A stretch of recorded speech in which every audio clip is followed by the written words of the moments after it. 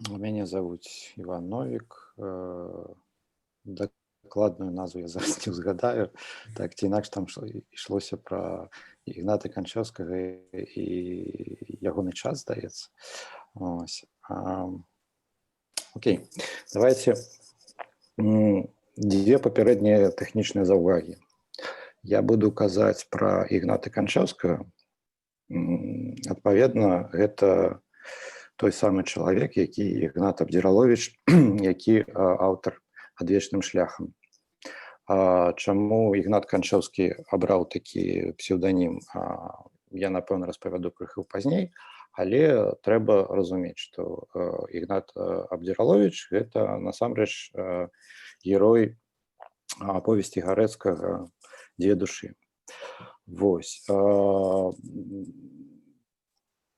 Я пэўны час вагаўся, ці пакінуць яму гэты псеўданім, ці называць яго сапраўдным прозвішчам, але пра што таксама будзе ніжэй размова. Ён карыстаўся не толькі гэтым псеўданімам, пад ягонай публіцыстыкай мы бачым і сапраўднае прозвішча Ігнат Канчэўскі і Ігнат Абдзіраловіч. А вось, здаецца, 3 вершы, якія ён паспеў надрукаваць сам, усе яны падпісаны як Ганна Голубянка. Таксама цікавы момант, што, мне падаецца, не зусім распаўсюджаная практыка абіраць мужчыне-паэту жаночае імя ў якасці псеўданіма. Так ці інакш, прасцей, напэўна, будзе карыстацца ягоным уласным прозвішчам Ігнат Канчэўскі.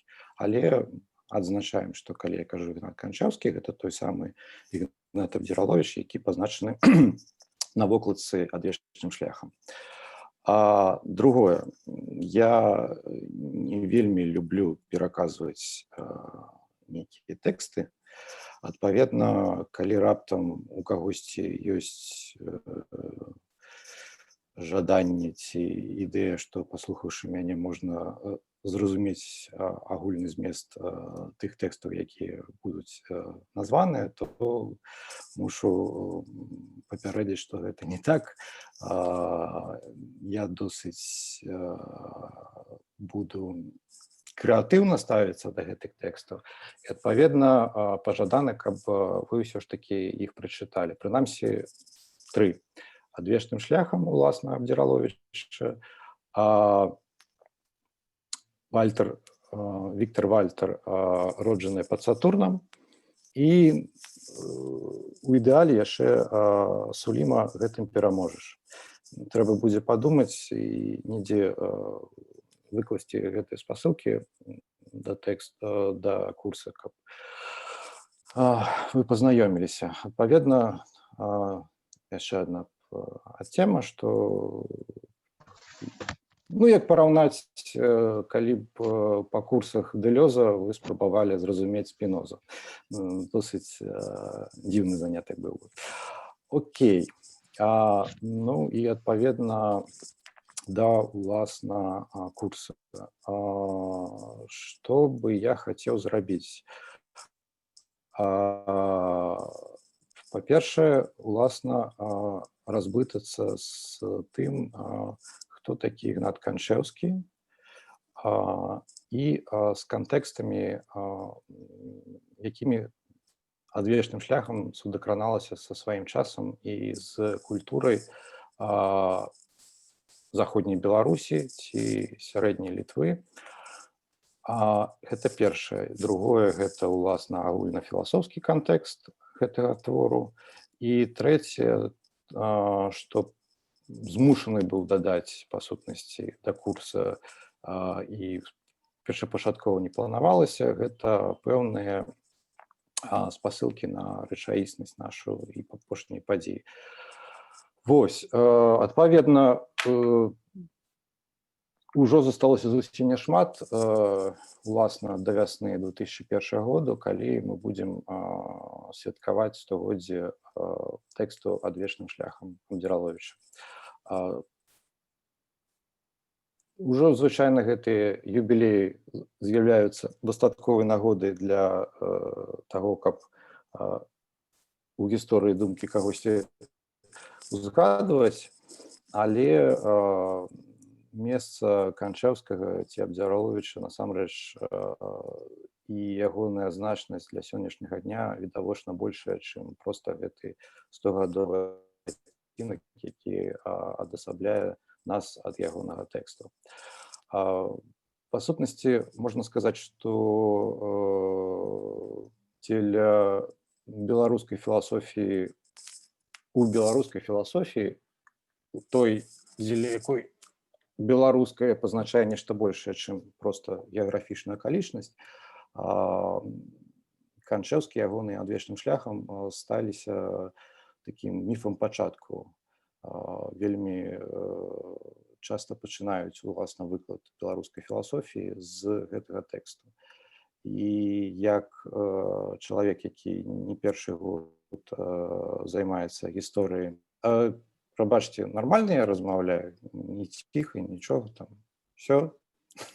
Да. Як чалавек, які не першы год размаўляе, займаецца гісторыяй беларускай філасофіі, я мог бы гэтаму міфу запярэчыць, у тым сэнсе, што нават паводле такіх рыгарыстычных умоваў, што нам патрэбен толькі беларускамоўны тэкст, толькі філасофскі, у той жа час можна знайсці і іншыя постаці. Гэта і Фабіяна Брантовіч, гэта і той же самы Суліма, Томаш Грыб, Цвікевіч, напрыклад. І, напрыклад, уся марксійская філасофія савецкай Беларусі, прынамсі з 30-х, бо просто загадам зверху было сказано, што пішыце все па-беларуску. Ну і яны у той час гэта все выконвалі паслухмяна, пачалі все пісаць па-беларуску. Там у нас яшчэ у ўсходняй Беларусі ёсць Бабарэка, які таксама відавочна не толькі літаратурны крытык, але і наш уласны цікавы філосаф, і шмат яшчэ іншых постацяў. Але я не буду разбураць гэты міф, хутчэй наадварот паспрабую знайсці міф пачатку адзінага у адвечным шляху, знайсці ў ім пэўнае натхненне для далейшых роздумаў. Бо, як мы бачым, не толькі ўжо сталася там добрай традыцыі закрасіць любыя развагі пра культуру Беларусі адпаведнымі спасылкамі, але нечувана і нечакана нібыта сама беларуская рэчаіснасць пачала цытаваць адвечным шляхам. Яшчэ да мяне і апроч мяне былі такія параўнанні, маўляў, гэтая льючаяся форма і тое, як нашыя пратэсты ходзяць па мінскіх вуліцах. Я сам спрабаваў разважаць пра тое, што творачы зруйнуем і гэты смех, які дэканструюе існыя дзяржаўныя інстытуты, таксама вельмі сугучныя з'явы. І вось гэты цуд нейкага проста цытавання самой беларускай рэчаіснасці адвечным шляхам не выпадковы, як мне падаецца. Апошнія падзеі звычайна называюць нараджэннем нацыі. Не маю нічога супраць агульнай канцэптуальнай рамкі, але, па-першае, нараджэнне нацыі гэта гучыць як вядомы фільм Грыфіта 15-го года, адпаведна накладае пэўныя асацыяцыі, у тым сэнсе, што гэта нешта састарэлае і нешта крыху палітычна спрэчнае. І, адпаведна, мы ізноў ж такі ўпіхваем нашу беларускую рэчаіснасць у гэтую парадыгму адставання, калі нам трэба хутчэй у прыхапкі бегчы за нейкім цягніком гісторыі, які ўжо 100 год як сышоў. А па-другое, мне падаецца, што шмат таго, што адбываецца літаральна на нейкім цялесным пачуццёвым узроўні, і куды бліжэй да нас, чым гэтыя такія агульныя адцягнутыя абстракцыі. Таму я паспрабаваў знайсці апісанне і асацыяцыю ў крыху іншым досведу. Ёсць такі вядомы псіхалагічны тэст, калі каб спраўдзіць свой давер да сяброў, калегаў, проста людзей у пакоі, вы становіцеся да іх спіною і падаеце на іх выцягнутыя рукі, каб адчуць вось гэты давер, што насамрэч не трэба ўсё кантраляваць самому, а ёсць гэтыя чалавечыя рукі, якія падхопяць і выратуюць ад падзення. Магчыма, вам вядомы, прынамсі, досыць вядомы ў агульных колах сюжэт так званага анёла гісторыі Вальтера Беньяміна, пра якога будзе яшчэ нагода пагутарыць крыху пазней у іншай лекцыі. Вось. Вальтер Беньямін, сузіраючы малюнак Клея, разважае пра анёла гісторыі, які сузірае нагрувашчанне чалавечых руінаў у мінулым і, уласна, павернуты да мінулага сваім поглядам у той час, як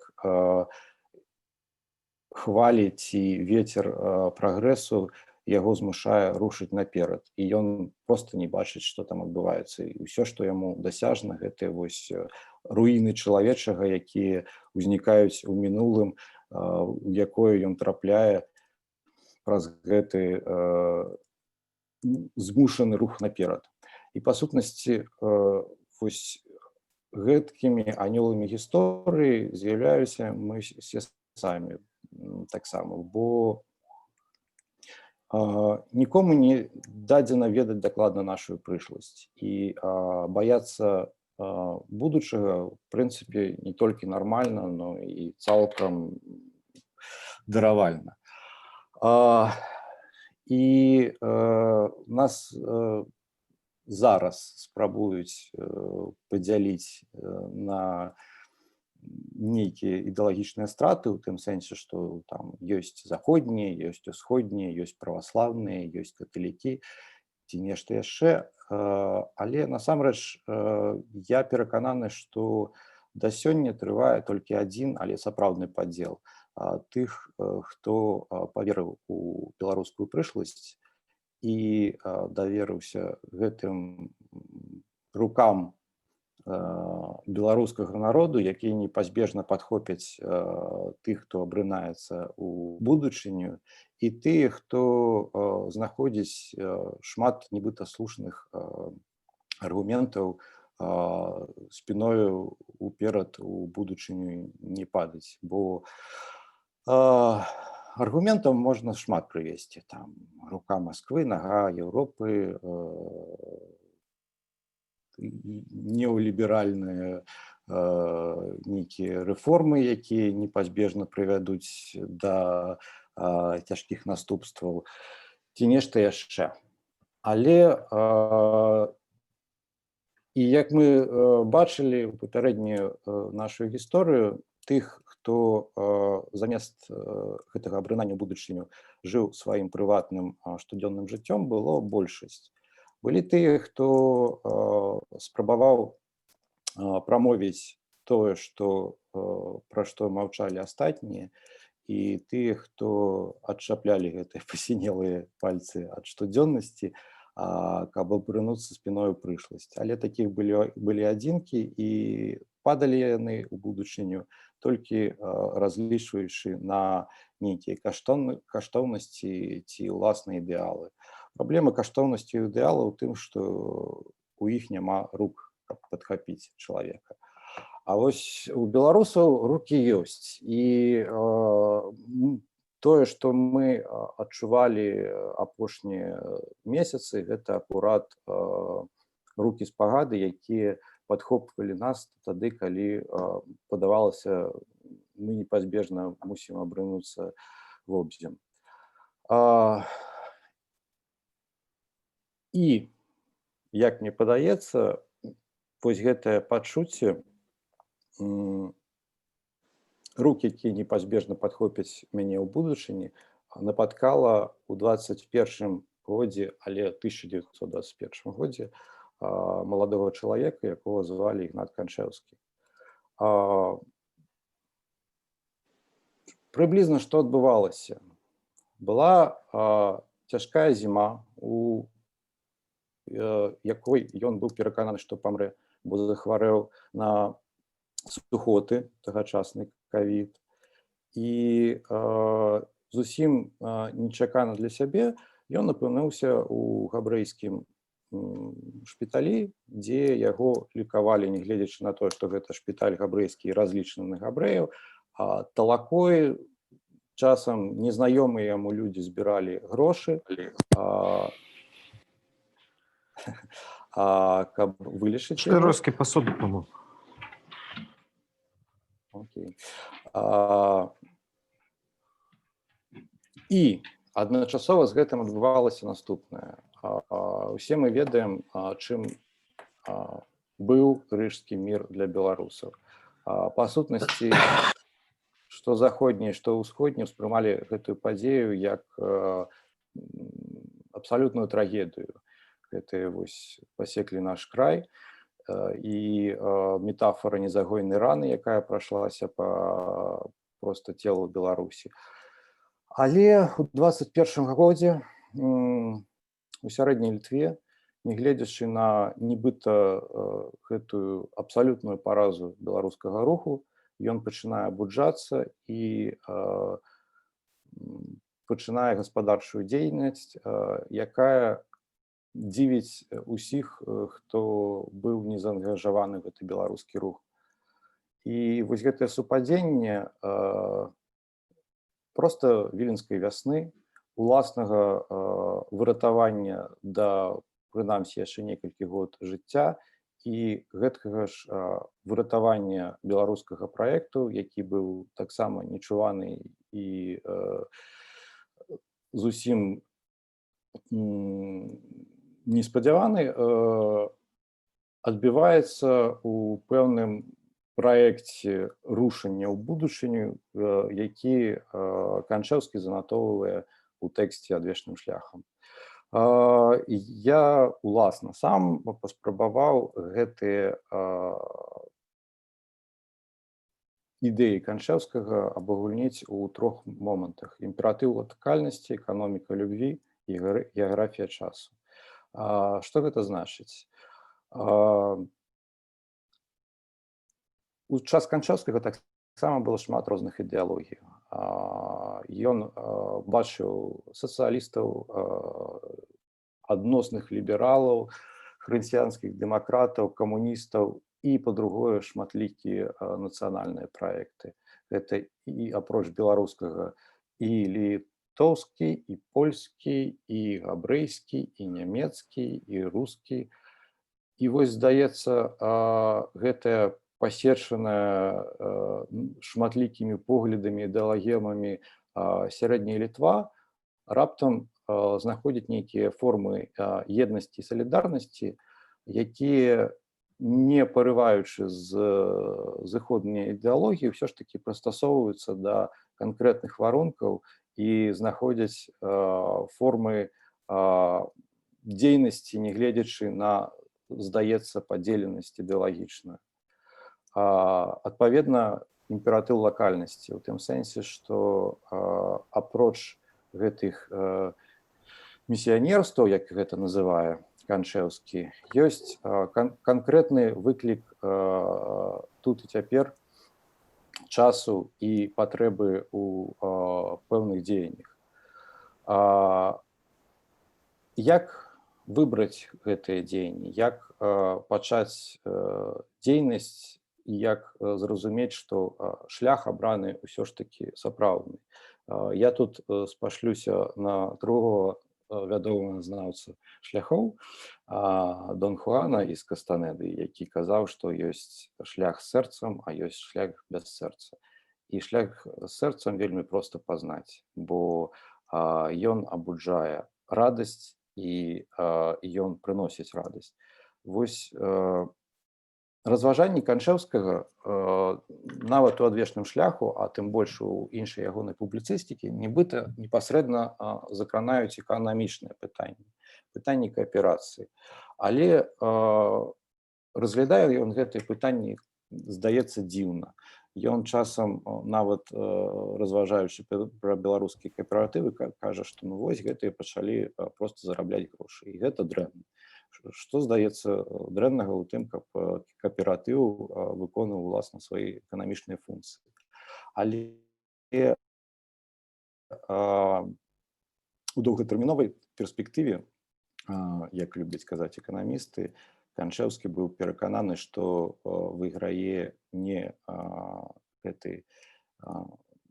пытанне грошаў, не эканамічны эгоізм, але любоў. Любоў да сваёй справы, любоў да свайго краю, любоў проста да тых, хто знаходзіцца побач. І менавіта гэтая гарызантальная лучнасць аказваецца найбольш эканамічна паспяховай формай дзейнасці. І апошняе, тое, што звычайна ўсім кідаецца ў вочы, пра тое, што уласна Канчэўскі, здаецца, разважае пра гэты падзел і увесь час знаходжання Беларусі паміж захадам і ўсходам. Яго часта параўноўваюць з Шопенгауэрам, са Шпенглерам і Данілеўскім, але гэта аблуднае параўнанне. У тым сэнсе, што вось гэтыя постаці, якія разглядалі нейкія культурныя тыпы, як замкнёныя і арганічныя адзінствы, падобныя мысляры разглядалі культуру як кон. Ёсць, ну, умоўна, няхай гэта будзе вось гэтая тэрміналогія, захад і ўсход – гэта наканаванне. Усход увесь час будзе ўсходам, захад увесь час будзе захадам. Калі мы чытаем уважліва Канчэўскага, ён не кажа пра тое, што формы, абраныя захадам і ўсходам – гэта нейкае арганічнае наканаванне, з якога няма куды падзецца. Это ўсё ж такі гістарычны выбар. І, адпаведна, калі ён разважае пра выбар, ну, гэта таксама, ведаеце, надзённае пытанне. Па сутнасці, зараз мы прагнем нармальнасці. У тым сэнсе, каб працавала грамадзянская супольнасць, працавала права, працавала эканоміка. Гэты шлях сапраўды вядомы і пройдзены, напрыклад, Цэнтральнай Еўропай. Яны таксама ў свой час зазналі гэтыя рэвалюцыі у імя нармальнасці. Але гэтую нармальнасць яны спрабавалі адшукаць на захадзе. У тым сэнсе, што часова Цэнтральная Еўропа адціснута ад сапраўднай сваёй месцазнаходжання ўласнай Еўропы. Але вось калі вы бачылі апошнюю кнігу Красцева «Light that failed», ён разважае вось пра гэтую дынаміку. Калі мы патрабуем нармальнасці, у імя яе ператвараем краіну, то насамрэч найбольш слушная развага патрабуе проста з'ехаць у яшчэ больш нармальную краіну, яшчэ больш заходнюю. І гэты выбар, нібыта геаграфічны, з кім мы і дзе мы на захадзе ці на ўсходзе, ён ізноў жа такі крыху аблудны ў тым сэнсе, што вось гэтае паміж, гэта перадусім паміж будучыняй захада і ўсходу. Мы не павінны шукаць гэтай нармальнасці ці нейкіх ідэалаў у рэчаісным захадзе ці ўсходзе, але мусім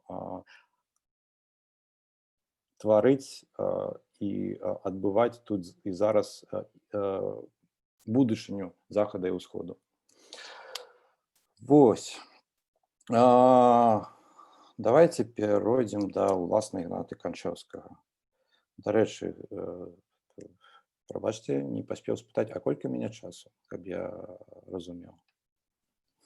Ну, да 20 гадзін, але менавіта сёння мы можам крыху затрымацца, бо пасля нас нічога няма. Ну, прынамсі, яшчэ гадзіна ў мяне ёсць. Окей. Так. У сённяшняй беларускай філасофіі Ігнат Канчэўскі грае ролю незнанага знаёмцы. У тым сэнсе, што вельмі шмат хто чытаў «Адвечным шляхам» і вельмі шмат спасылак на гэты тэкст, а яшчэ болей проста нейкіх такіх цытат ці закрасаў да ўласных разважанняў, знойдзеных у гэтым тэксце. Але далёка не кожны нават ведае гэтае прозвішча, уласна, не Абдзіраловіча Канчэўскі, а тым больш яшчэ вузейшае кола тых абазнаных, хто, прынамсі, нешта ўяўляе пра Канчэўскага. Я не прэтэндую на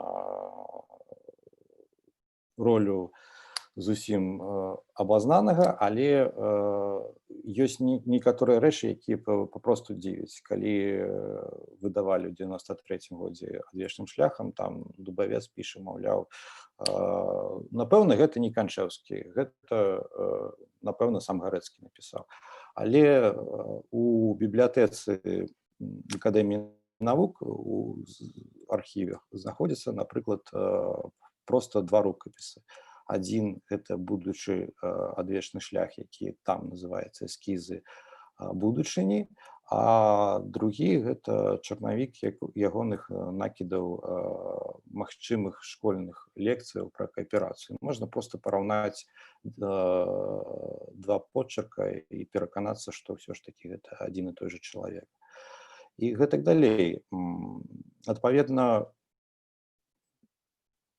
нават таго, што ўжо нібыта вядома пра яго, пра Канчэўскага, зусім не так вядома тым, хто нібыта гэты тэкст чытае і на яго спасылаецца.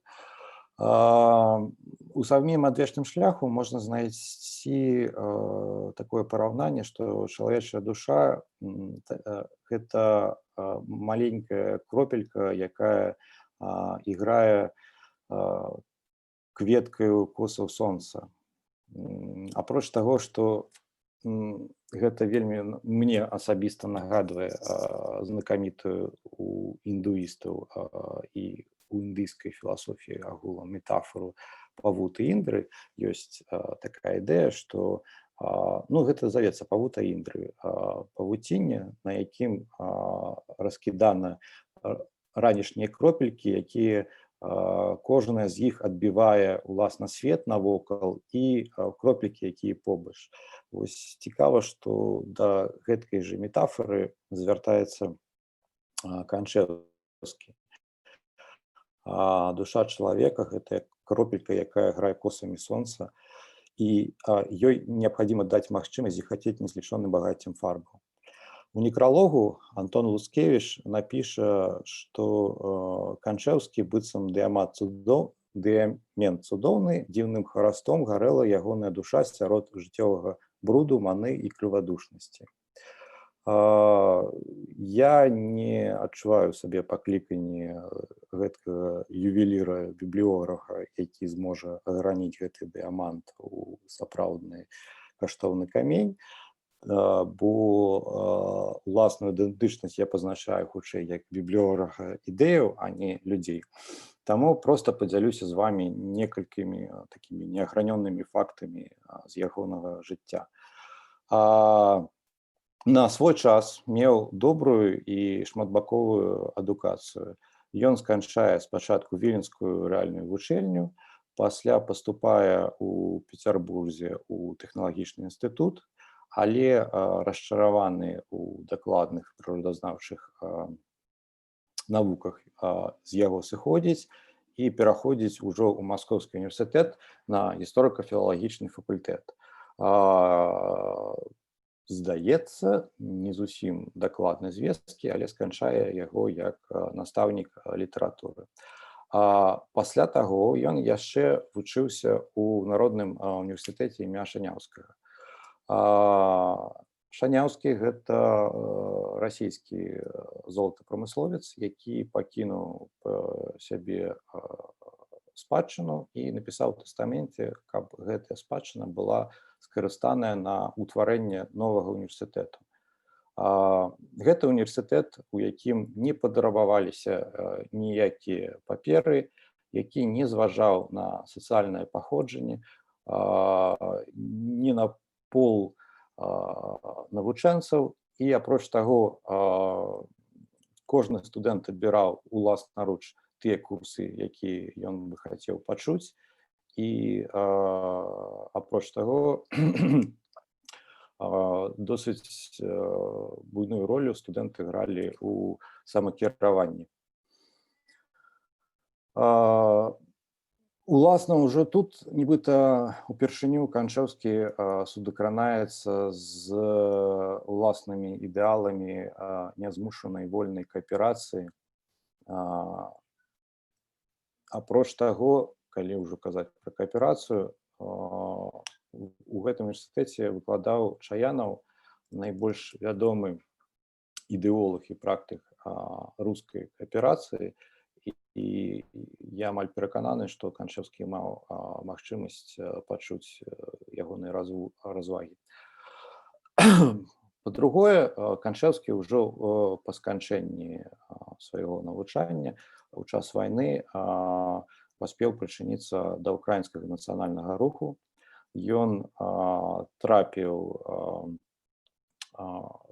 да украінцаў у якасці, здаецца, паручыка, магу памыляцца, і агітаваў іх, зыходзячы з платформы сацыял-рэвалюцыянераў, і уласна загітаваў сваіх салдатаў далучыцца да украінскага руху і украінскай уже нацыянальнай арміі. Пасля вайны паспеў папрацаваць на адміністрацыйных і асветніцкіх пасадах, звязаных з кааперацыяй у савецкай Беларусі. То бок, калі мы чытаем развагі Канчэўскага пра савецкі і камуністычны праект, за гэтым стаіць уласны досвед, а не проста нейкая адцягнутыя развагі. Прымаў непасрэдны удзел у палітычным і культурным жыцці Віленшчыны. Апроч кааперацыі, пра якую ўжо згадаў і яшчэ шматкроць згадаю, ён выкладаў у беларускай гімназіі кааперацыйныя курсы, там жа стварыў геаграфічны гурток і вучнёўскі кааператыў, прымаў удзел у дзейнасці беларускага навуковага таварыства і, прынамсі, спрабаваў абрацца ў польскі сойм. Таксама трэба адзначыць, што ў яго было досыць шырокае кола знаёмстваў у заходнебеларускай інтэлігенцыі.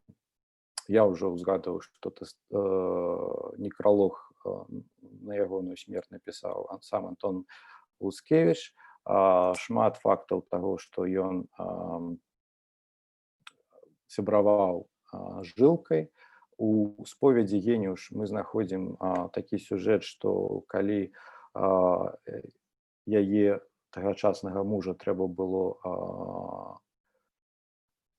нелегальна перавезці за мяжу на літоўскі бок, Браніслаў Тарашкевіч іх накіраваў уласна да Канчэўскага, каб пераношыць. І вось яна кажа, што мы прыйшлі да нейкага кааператара Канчэўскага і ўсю ноч размаўлялі, і ён мне падаўся вельмі разумным і цікавым чалавекам. Асобна трэба адзначыць незвычайны лёс сям'і Канчэўскіх. Бацька, сакратар спачатку суда, ўжо ў сталым узросце прымае сан праваслаўнага святара. Ёсць яшчэ брат Арсен Канчэўскі. Ён спачатку са сваімі аднадумнікамі стварае беларускую рэвалюцыйную арганізацыю, а з 23 году з'яўляецца чальцом КПЗБ, то бок камуністычнай партыі заходняй Беларусі, а пасля ўжо ўваходзіць у бюро ЦК КПЗБ. На жаль, жыццё сканчае самагубствам. То бок у нас ёсць сям'я, дзе ёсць адзін брат Ігнат, які найбольш аддадзена і грунтоўна разважае пра ўласны беларускі шлях і досыць скептычна ставіцца да нейкіх дакладных рэлігійных рамак. Ёсць бацька Святар і ёсць брат Арсен, які становіцца спачатку на шлях, скажем так, рэвалюцыйнага тэрору, а пасля далучаецца да камуністычнай партыі. Ёсць нават звесткі, што засланыя з савецкага боку людзі пэўны час ночылі ў кватэры агульнай Канчэўскіх. І яшчэ адзін найбольш, напэўна, такі незвычайны момант ягонага жыцця — гэта тое, што ён быў абазнаны ва ўсходняй культуры, цікавіўся ёгай і тэасофіяй. Што ў нас ёсць на гэты конт? Па-першае, ёсць рукапіс вершаў Канчэўскага, на якім, відаць, рукой Луцкевіча напісана, што тэосафы лічаць Ігната Канчэўскага як чалавека, прайшоўшага вышэйшае духоўнае развіццё, яснавідзячым. Па-другое, мы сярод ягоных вершаў знаходзім адзін, які завецца на матывы Тагора, і на таго ж самага індыйскага Тагора знаходзім спасылкі ў іншых ягоных тэкстах. І апроч таго ёсць звесткі, што ён ці то ўтварыў гурток ёгі, ці то займаўся вывучэннем ёгі. Ну, вось, адпаведна, яшчэ гэты ўсходні індыйскі напрамак. Апроч, уласна, біяграфіі, гэтаксама ж невядомым фактам для большасці людзей, якія згадваюць Канчэўскага, з'яўляецца тое, што адвечным шляхам гэта не адзін ягоны тэкст. У нас ёсць, па-першае, 3 рукапісы. 2 у Беларусі, якія знаходзяцца ў аддзеле рукапісаў Акадэміі навук. Гэта, уласна, будучы адвечным шляхам, які там названы эскізы будучыні. Можна даведацца, што гэты тэкст ён напісаў усяго за 3 месяцы. Ён, па сутнасці, за вясну напісаў тое, што нам вядома як адвечным шляхам. Апроч таго, там вельмі нешмат выпраўленняў і нейкіх правак, то бок гэта сапраўды такі утрапёны і натхнёны тэкст, які быў напісаны, па сутнасці, на адным дыханні. Там жа побач ляжыць іншы рукапіс «Накід думак аб выкладанні ў школе асноў кааперацыі». То бок ён жадаў у беларускіх школах выкладаць ужо дзеткам будучыя нейкія асновы кааператыўнай дзейнасці. Ёсць 3 сшытак, які я таксама ўжо згадваў, на якім вось гэты ёсць надпіс пра тэосафа і яснавідзячага. Гэта сшытак ягоных вершаў. 12 здаецца вершаў, якія ў свой час былі надрукаваны ў нашай Ніве. З іх 3 пры жыцці ён паспеў надрукаваць і, як я казаў, падпісаўся пад імем Ганна Галубянка. І яшчэ адзін выйшаў пасмяротна у зборніку «Заходняя Беларусь», дзе мы знаходзім вось гэты ягоны верш «Мы разам». Таксама жадаў нават зрабіць адсылку, але толькі зараз згадаў. Вось гэтае, я кажу, пачуццё, што насамрэч, нягледзячы на асобны адзінкавы шлях, мы ўсё ж такі разам, і вось гэтае адчуванне «мы разам» ён увасабляе у тым ліку і ў сваім вершы. Ёсць яшчэ ля Тузіна ягоных публіцыстычных тэкстаў. Самы першы з тых, які нам вядомы, гэта невялічкая такая а-ля бібліяграфічная нататка. Ён піша, што захварэў улетку 1920 года на туберкулёз плюнцаў. Я апынуўся ў дрэнным, бадай што безнадзейным становішчы на зіму 20-21 году, дзякуючы несур'ёзнаму лячэнню прыватных лекароў і немагчымасці атрымаць праўдзівую медыцынскую помач. Ну, пра што я, уласна, і казаў, пра вось гэтую зіму, пасля якой ён абудзіўся ад кашмару гісторыі, уласнага кашмару, гэты ўжо нязломны спадзеў на будучыню. Але вось гэты ліст у газету ён піша не дзеля таго, каб падзяліцца нейкімі уласнымі цяжкасцямі, але каб выказаць падзяку. Крыху працытую. У данным выпадку, ён кажа, што трапіў у шпіталь Мішмерес Холім, дзе яго выратавалі. Гэта сталася магчымым дзеля таго, што ягоныя сябры і проста незнаёмыя людзі збіралі грошы на гэтае лячэнне, і ён выказвае падзяку. Вось у такіх словах. У данным выпадку можна ўбачыць толькі чын сумленнай чалавечнасці, якая, нягледзячы на паходжанне, ідзе на помач усім, страціўшым сілу, і не ўмя асабістай або групавой карысці, а для самога чалавека, у імя чалавечнасці. Чалавечнасць адносін паміж асобнымі адзінкамі неабходная падстава згоды агулу. Толькі тады, калі наша грамадзянства, пасечанае на варожыя рэлігійныя, нацыянальныя і класавыя лагеры, уцяміць гэтую простую праўду і пачне паважаць не групавы адзнак, а чалавечую сутнасць, тады магчыма сапраўднае, а не толькі ў праектах і на словах, паразуменне паміж штучна падзеленымі грамадзянскімі групамі.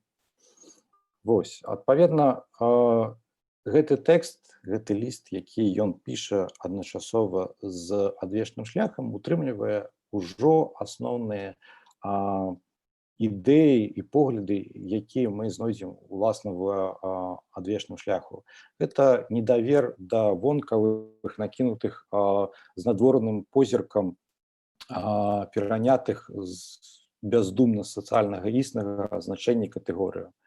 Гэта супрацьпастаўленне гэтым вонкавым катэгорыям натуральных угрупаванняў, якія з'яўляюцца плёнам нізавой самаарганізацыі і гэтай гарызантальнай сацыяльнасці. Гэта чалавек і чалавечнасць як апошнія і невытворныя каштоўнасці асабістага грамадзянскага жыцця. І гэта неадкладнасць чалавечай пакуты. У тым сэнсе, што калі мы бачым гвалт, калі мы бачым чалавечую пакуту, трэба адкласці ў бок усе гэтыя штучныя падзелы і непасрэдна проста выратаваць чалавека.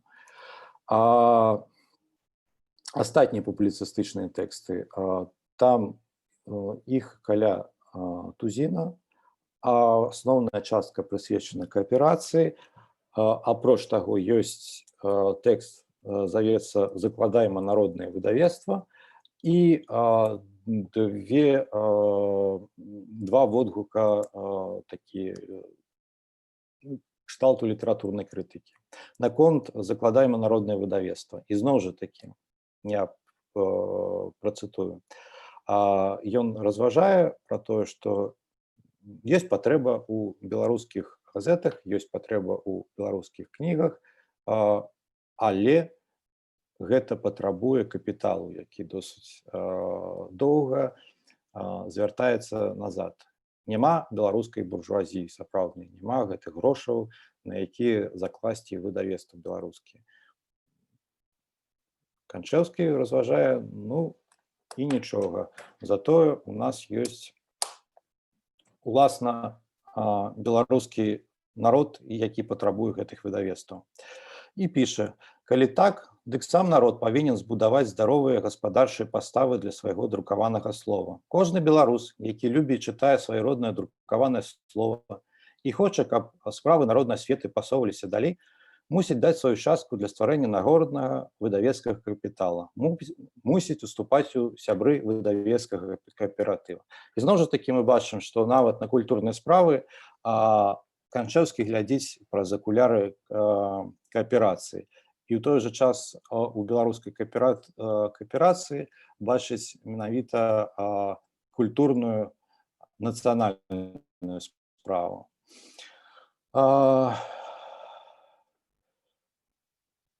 Дзве рэцэнзіі, пра якія я казаў. Гэта, па-першае, рэцэнзія на ягонага складанку вершаў ягонага сябра Родзевіча «Беларусь» і «Маладая Беларусь» — гэта кніжка, якая выйшла ў Маскве і якая нібыта мусіла адбіць маладых студэнтаў, які навучаліся ў Маскве, згуртаванне, так падавалася у прадмове, што гэта згуртаванне маскоўскіх студэнтаў сабралася і адлюстравала свае нейкія літаратурныя спробы. І ён піша рэцэнзію, якая досыць крытычная. Чаму крытычная? Таму што насамрэч ён, ізноў жа такі, вачыма кааператара хацеў бы ўбачыць нейкае нязмушанае натуральнае згуртаванне, а знаходзіць накінутае бюракратычным спосабам па загаду зверху гурток, які не вучыць нічога апроч фізічнай прысутнасці ў Маскве і, па сутнасці, загаду маскоўскіх уладаў: давайце выдадзім такое зборнішча.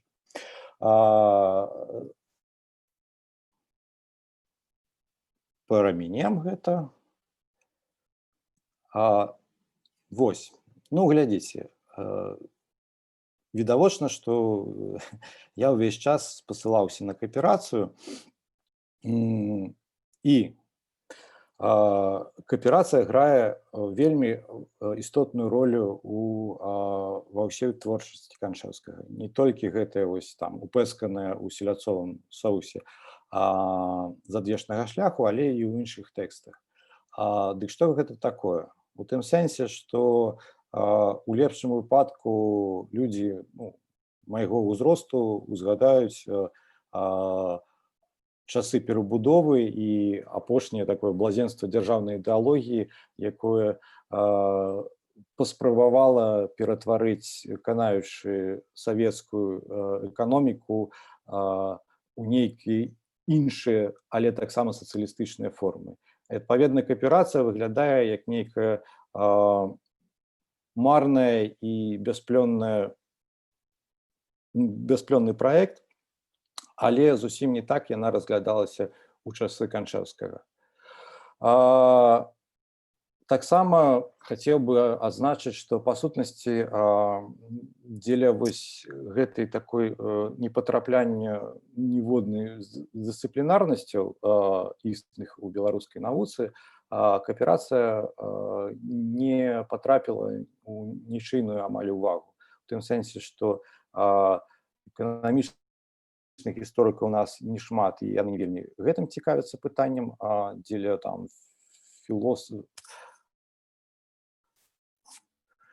для філосафаў і літаратараў гэта, здаецца, не іх тэма.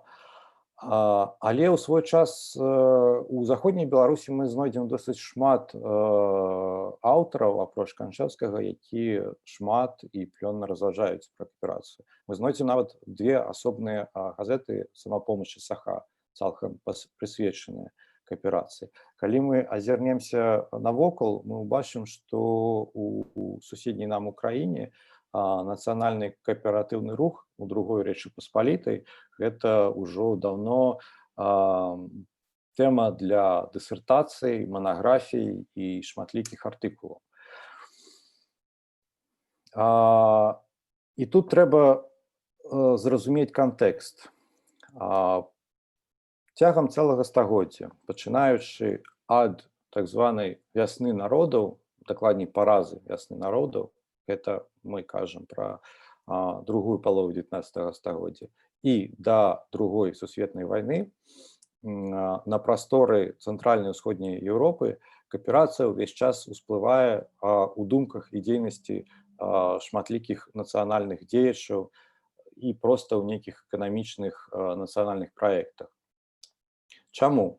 Па-першае, гэта адзін з інструментаў, які разглядаўся як прылада масавай мабілізацыі насельніцтва і эмансіпацыі сялянства.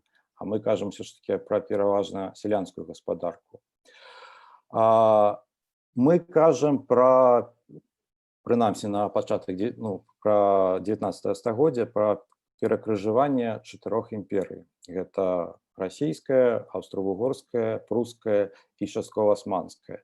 І мы бачым, як паступова праз імперскі спосаб уладарання, а імперскі спосаб уладарання – гэта уладарання тэрыторыяй, а не насельніцтвам,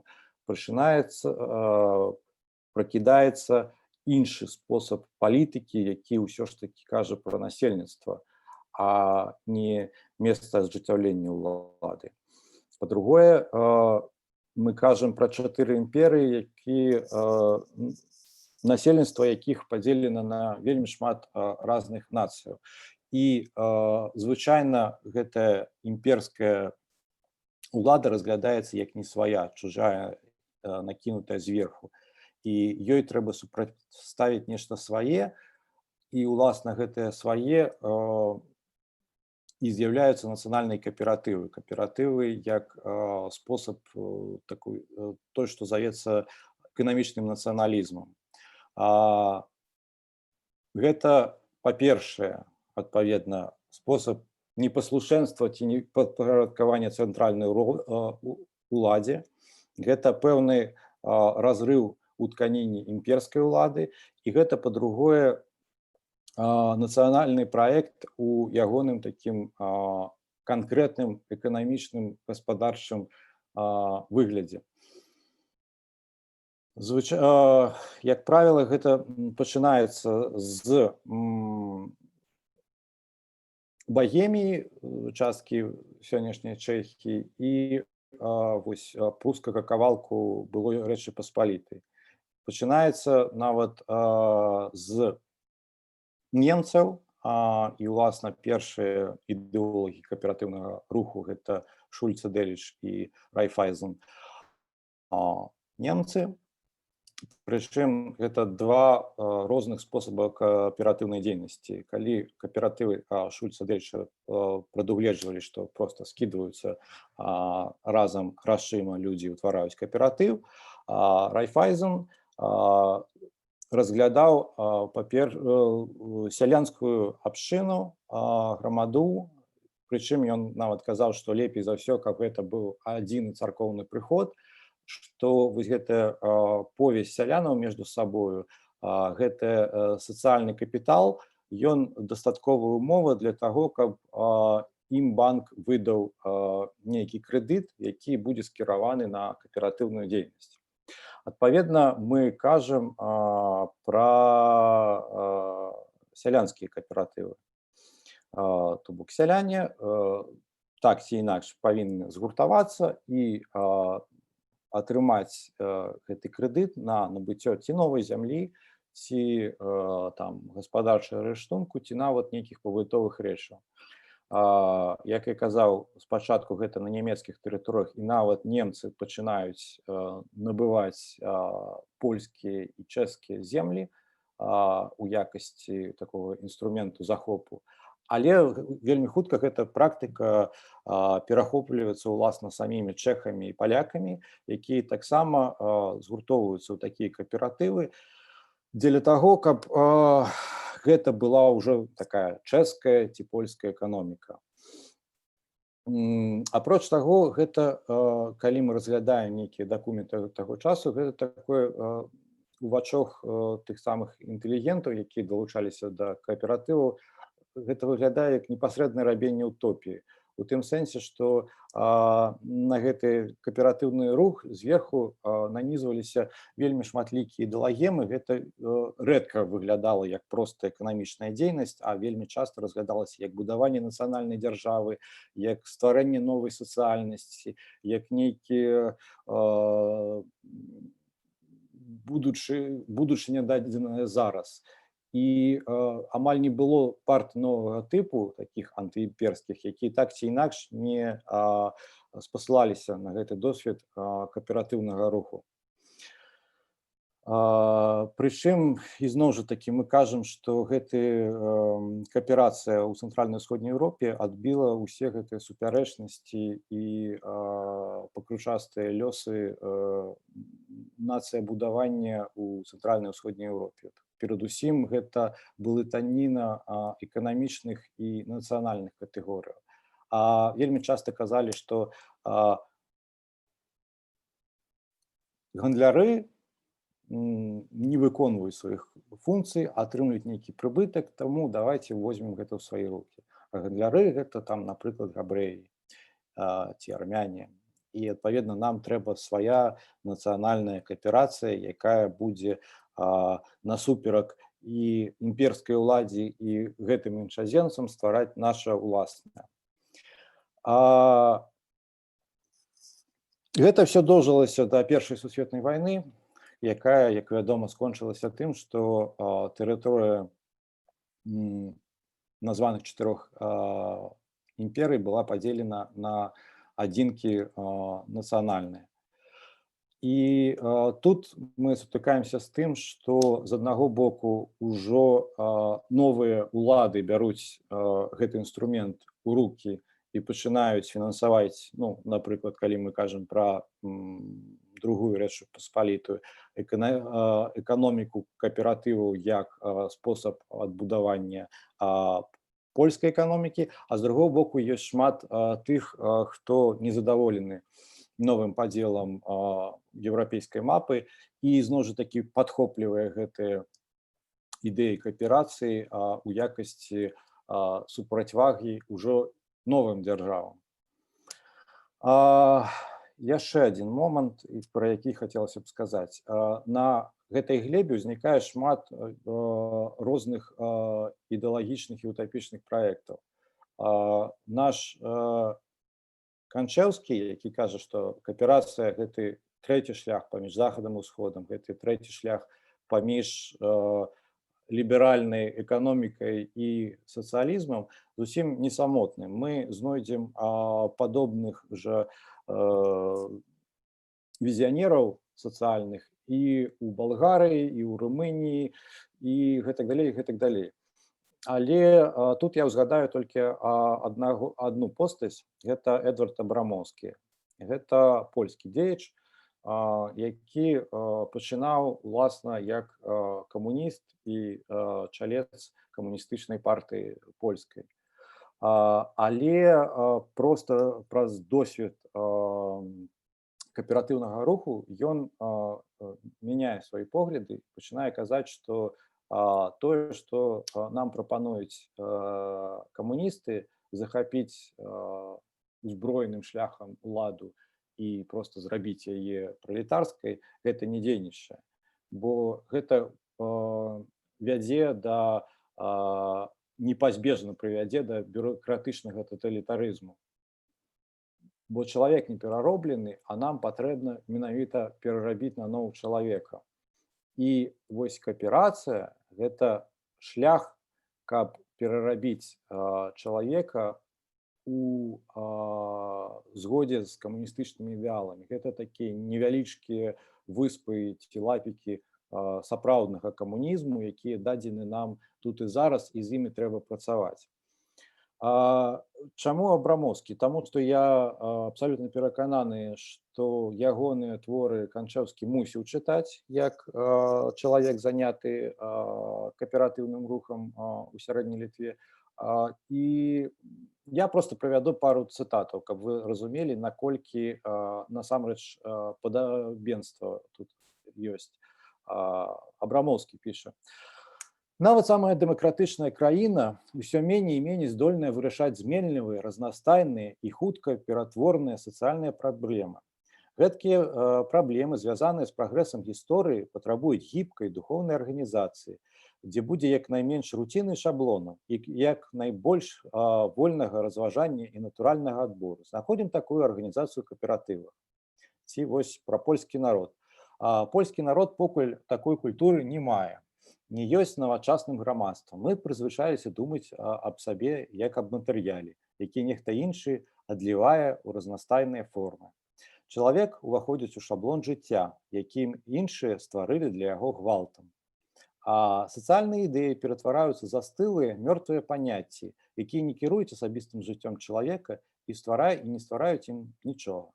Ну і гэтак далей. Гэта там мой вольны пераклад з польскага. Калі паглядзець Абрамоўскага, мы знаходзім шмат вось такіх перагуканняў і рыфмаў з Канчаеўскім.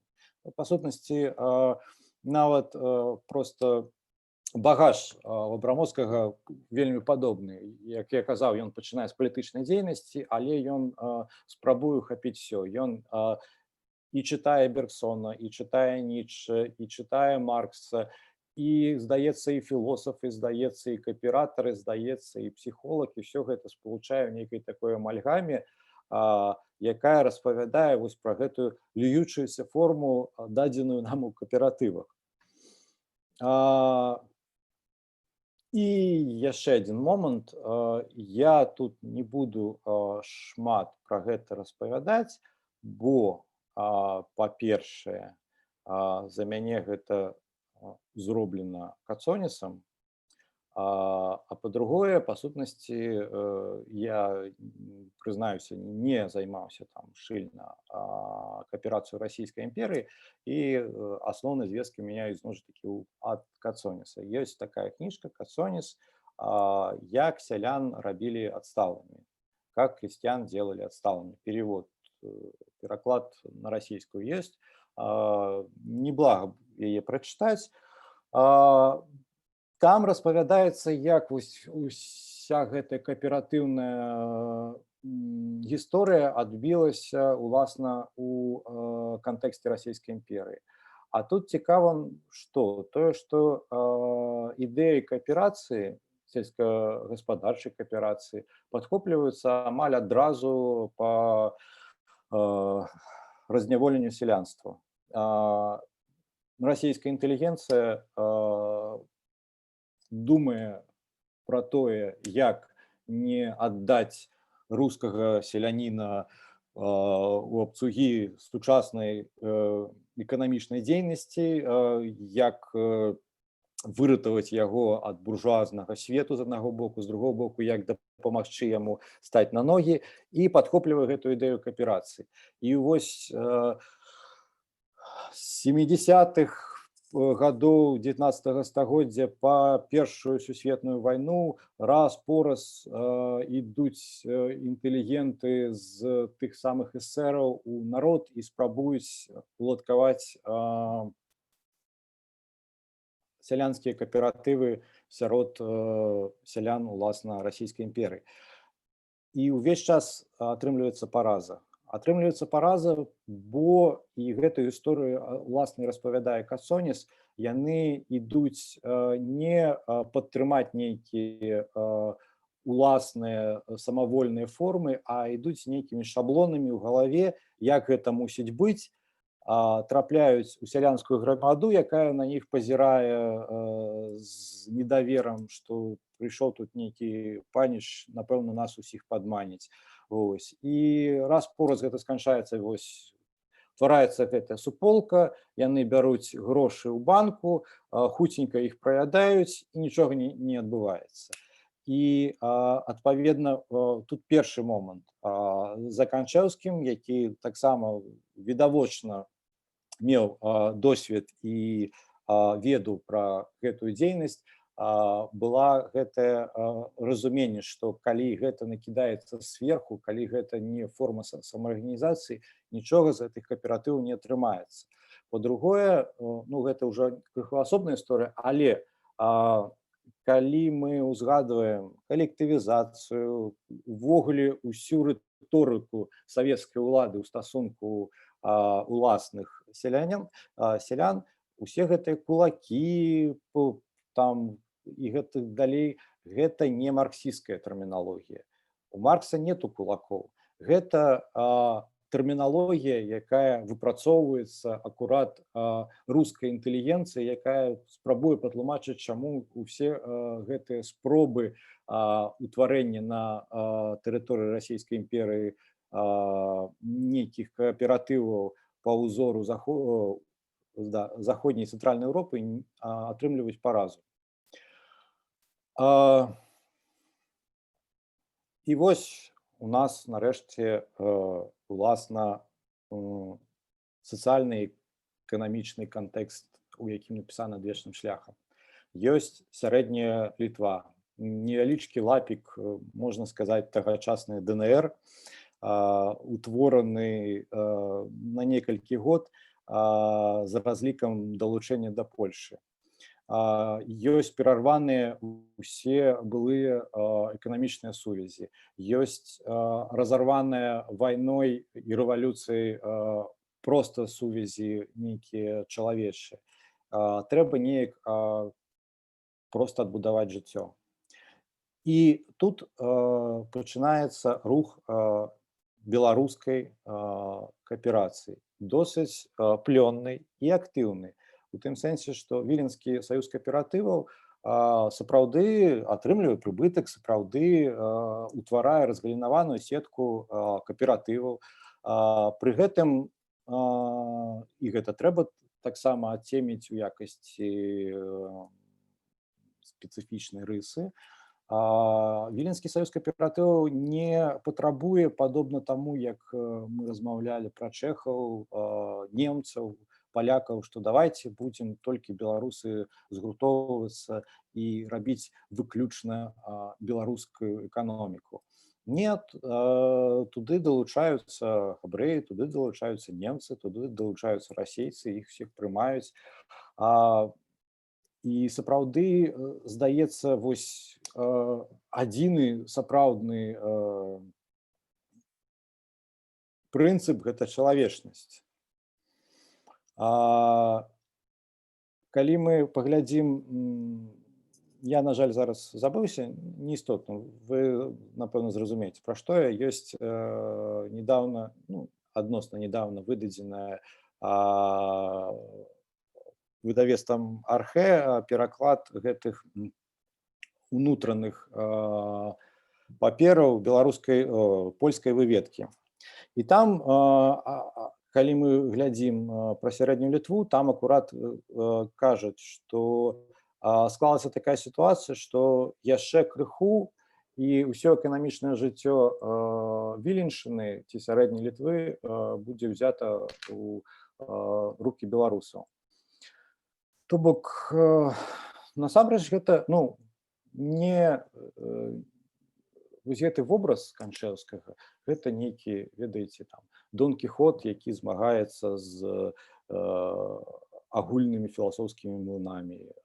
Ён нейкі летуценнік, які не зважае на рэчаіснасць. Ён ніяк не стасуецца з тымі падзеямі і той сапраўднасцю, якая была на той час.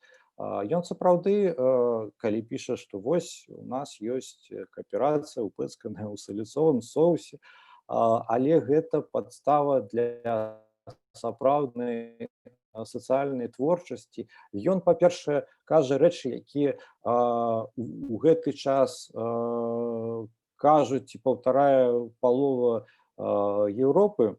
Па-другое, выпіраецца на вельмі канкрэтны досвед.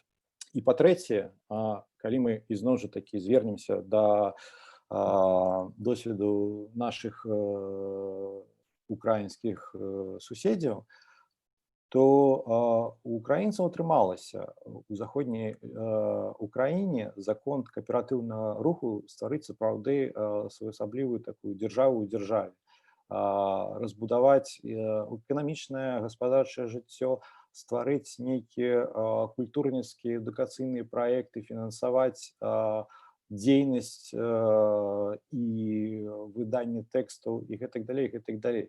У сярэдняй Літве гэта беларусы не паспелі, бо сярэдняя Літва была далучана да Польшы, і у польскім кантэксце беларускія кааператывы гэтага першай хвалі прайграюць канкурэнцыю з польскімі кааператывамі. А далей таксама цікавая і сумная гісторыя пра тое, што кожная спроба узняць хвалю нацыянальнага і сацыяльнага абуджэння беларусаў у заходняй Літве, у заходняй Беларусі у кантэксце другой Рэчы Паспалітай. Я кажу і пра грамаду, я кажу і агулам пра дзейнасць той же самай КПЗБ, яна разгортваецца акурат вось па гэтаму аблуднаму шляху, які апісвае Касоніс. То бок прыходзіць просто загад зверху да КПЗБ, ствараем кааператывы. Ствараюцца кааператывы, у них укладаюцца нейкія грошы, але гэта просто шырма для нейкай культурніцкай і перадусім палітычнай дзейнасці. Як толькі тая самая грамада, як тое самае КПЗБ і гэтак далей трапляе на вочы польскім сілавікам, і адпаведна знікае агульная гэтая палітычная платформа, знікаюць усе гэтыя нібыта створаныя кааператывы. А у іх няма вось гэтай стрыжня вольнай нізавой дзейнасці гарызантальнай.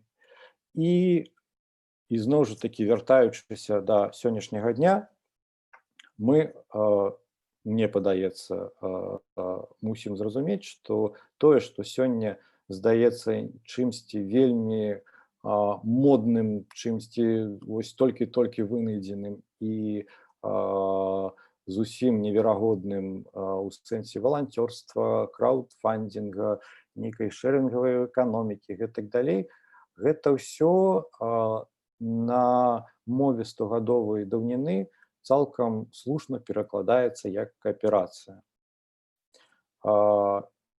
Кааперацыя, калі гэта кажа Канчэўскі, а не мы паўтараем за ім, гэта тая самая нізавая структурацыя грамадства, гэта тая самая гарызантальная сацыяльнасць, гэта тое самае шлях з сэрцам, які дазваляе ствараць эканамічна паспяховую дзейнасць і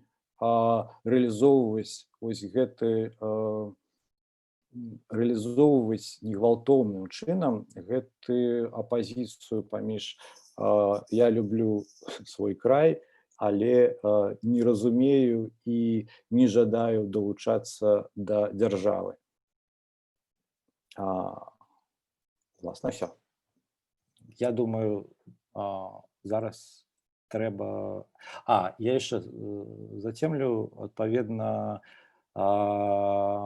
наступную лекцыю мы паспрабуем разблытацца з Віктарам Вальтарам, роджаныя пад Сатурнам, і я бы хацеў, адпаведна, у гэтым тэксце убачыць не толькі Віктара Вальтара, не толькі роджаных пад Сатурнам, а менавіта альтэрнатыву гэтаму нізавой кааперацыі у якасці шляху тэрору і шляху гвалту у якасці рэвалюцыйнага гвалту. Все. Цяпер можна задаваць пытанні, калі яны ёсць. Я хацела спытацца, спадар Ян. Я спазнілася троху, можа, вы пра гэта казалі. Ці ёсць якія-небудзь сведчанні, што Канчэўскага чыталі ці ведалі у БССР, ці адгукаўся неяк там ягоны тэкст ці ягонае імя, і ці ёсць нейкая сувязь такая пацверджаная паміж Прышчэпаўшчынай і кааперацыяй вось у разуменні. То бок мяне цікавіць вось ягоная наяўнасць у вось гэтым дыскурсе 20-х у БССР. За БССР не скажу. Скажу за заходнюю Беларусі. Гэта будзе нават частка асобнай лекцыі. Ну, вы таксама павінны ведаць спецыфіку тагачасных тэкстаў у тым сэнсе, што вось адразу я бачу, што гэта ну, па сутнасці цытаты з Канчэўскага. Але з 10 гэтых цытатаў толькі ў адным месцы пазначана, што гэта Канчэўскі. То бок чытаеш відавочны тэкст адвечным шляхам, відавочны чалавек прачытаў, просто цытуе, адгукаецца і так далей, але ну, вось таких просто цытат сказано, што вось гэта я ўзяў з адвечным шляхам, ну, у Томаша Грыба ёсць. Вось. А так, гэта таксама вось адна з такіх міфаў, якія фігуруюць вакол адвечным шляхам. Калі вы там паглядзіце, што пішу, што брашура выдадзена маленькім тыражом, адразу недзе згубілася, яе пасля знайшоў Конан, і вось толькі ў 80-е, пасля таго, як нам прынёс гэта Конан, мы ўвогуле усвядомілі, што ў нас ёсць вось такі дзеяч і такі тэкст.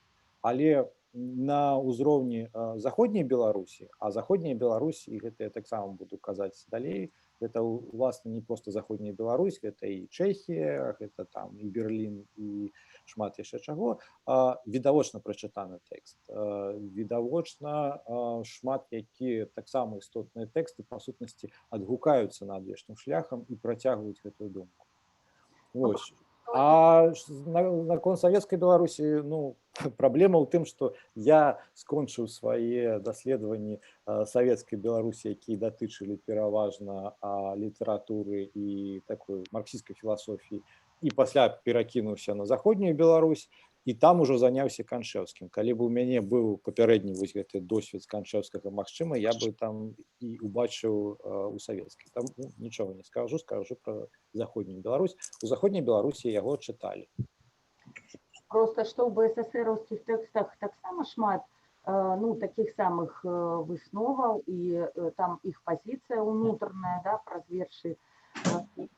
Яна, ну, вельмі сугучная Канчэўскаму, што цікава, ці гэта як бы ягонае эсэ прачытанае і ўспрынятае маладымі людзьмі ў 22-м годзе, ці гэта проста агульны такі павеў і агульнае разуменне, вось это самабытнага шляху, адмовы ад там заходніх і ўсходніх уплываў, усяго астатняе. Ну, але я зразумела. Ну, я кажу, што апроч таго, так, гэта такі проста агульнае месца ўсёй літаратуры цэнтральнай заходняй Еўропы. Літаральна у любой краіне гэтага абшару мы знойдзем мысляроў, якія будуць казаць, што ёсць адметны трэці шлях паміж захадам і ўсходам, паміж ліберальнай эканомікай і сацыялістычнай эканомікай. І гэты шлях менавіта ідзе па рэйках кааперацыі. Я вось цытаваў Абрамоўскага, там можна цытаваць. Ну, калі б я быў больш цынічны, я б сказаў, што частка адвечнага шляху гэта перакладзены Абрамоўскі, дзе замест польскага народу устаўлены беларускі. Але я думаю, што гэта не такі вось на простае пазычанне, гэта проста агульны дух часу і, адпаведна, агульнае адчуванне. А таму аперацыя, можна сказаць, што яны там недзе так побач? Прышчэпаў з метро, который Беларусь чырвоная дані. Ці можна сказаць, што яны нейкім чынам там стасуюцца, што кааперацыя таксама лежала ў аснове гэтай праграмы Беларусь чырвоная дані? Ну, трэба паглядзець яшчэ адукацыю Прышчэпава. Ну, я таксама не памятаю.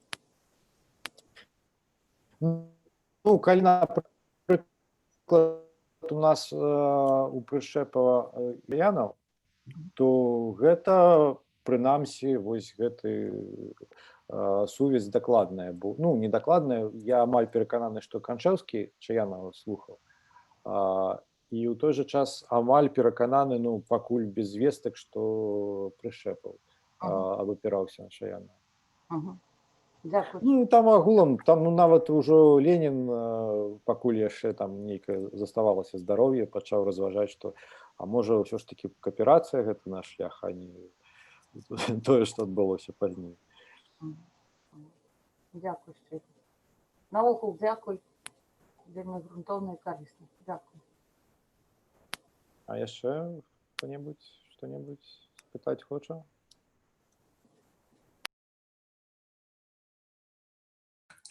Там у чаце ёсць пытанне.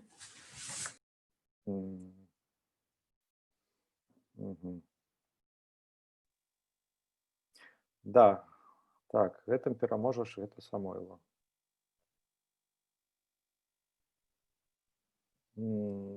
Талака гэта ўвогуле іншае.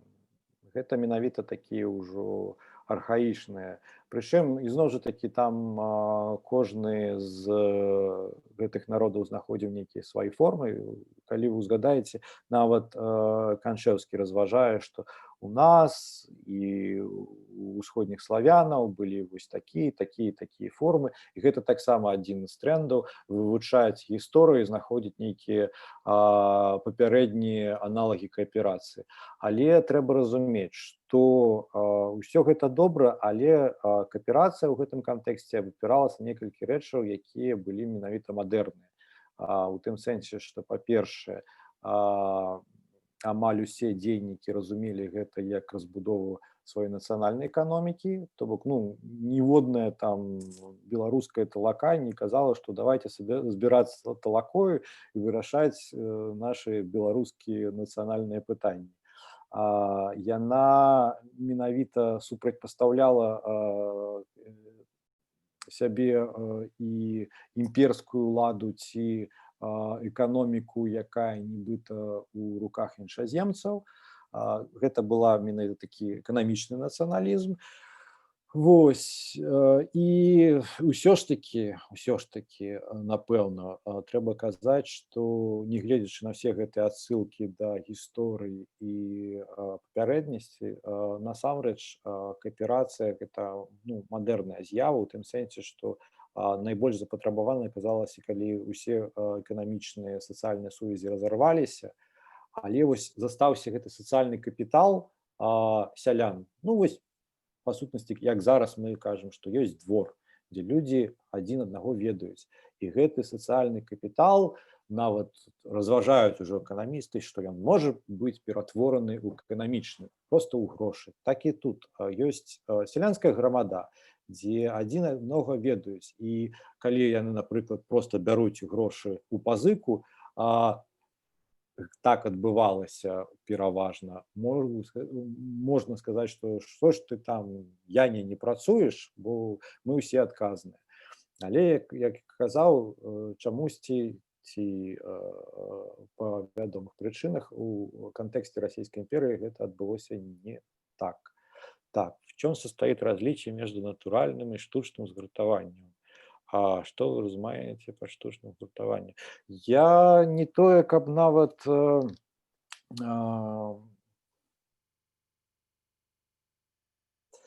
так, яшчэ одно пытанне з'явілася. Я не тое нават кажу, што я нешта разумею. Я кажу, што у Канчэўскага самога ёсць такі вельмі моцны, скажем, нічанскі пафас, што мяшчанства і ўсё, што нам дадзена зараз, гэта нейкія застыглыя мёртвыя формы. І ён менавіта гэтую мертвячыну іх бачыць у тым, што яны успадкованы, яны атрыманы недзе звонку, накінуты звонку. А нам патрэбна гэтая ліючаяся форма, якая адлюстроўвае бруенне сацыяльнага жыцця.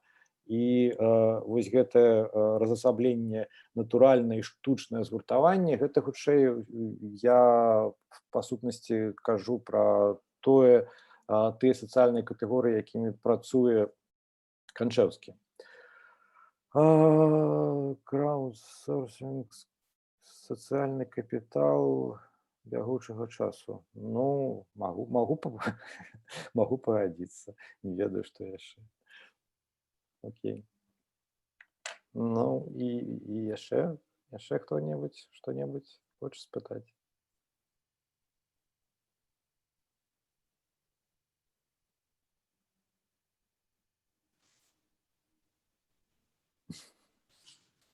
Можна? Конечно, трэба. Ну, в самаарганізацыі няма нічога новага. І гэта не нейкая спецыфічная рэч для нашай часткі свету. Это натуральная патрэба чалавецкіх супольнасцяў. Калі яны дасягаюць нейкага памеру, яны будуць самаарганізоўвацца.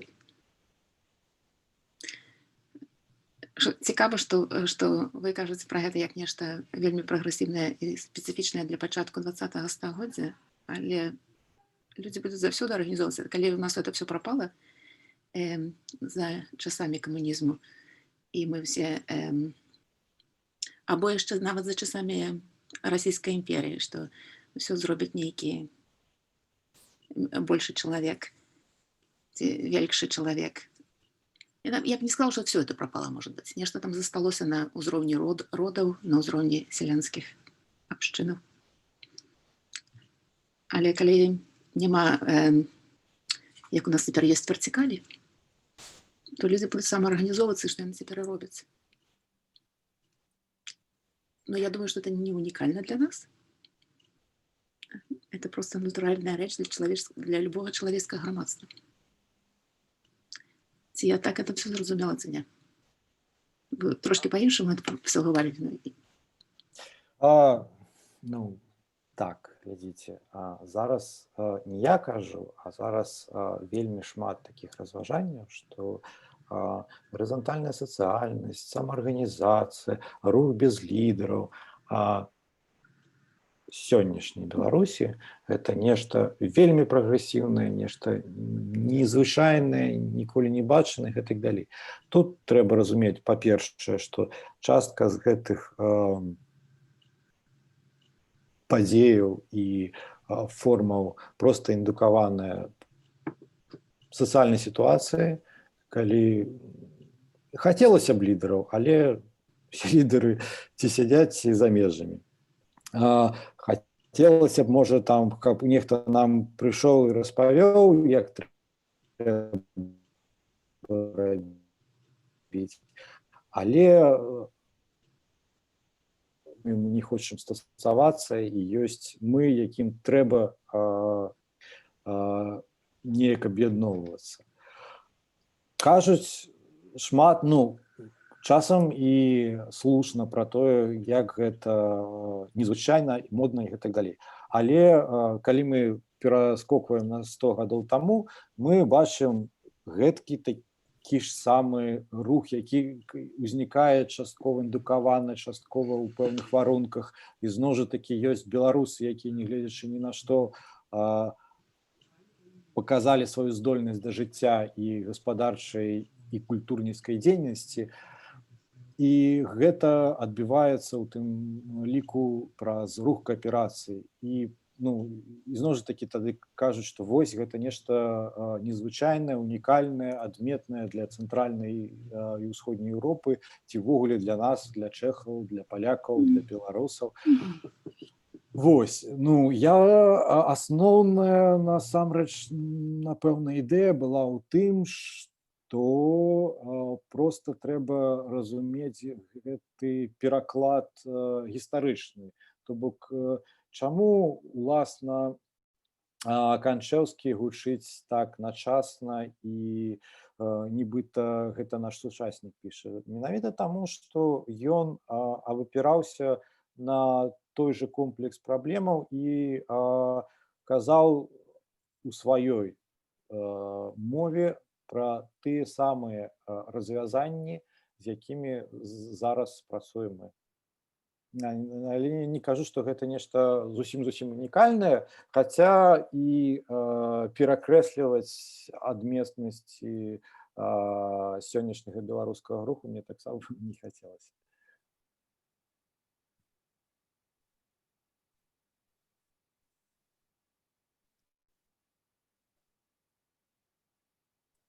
Так, а гэта, напэўна, чацік.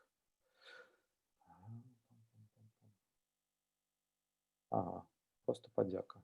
Ну што, давайте хто-небудзь спытае што-небудзь, і ці мы сканчаем да наступнага разу. Ну, добра, тады сустрэнемся наступнага разу у тую ж самую сераду, у той же самы час у тым жа самым зуме, каб паразмаўляць крыху пра Вальтера, Беньяміна і гвалт рэвалюцыйны як альтэрнатыву кааперацыі аблудную. Всё, да побачення.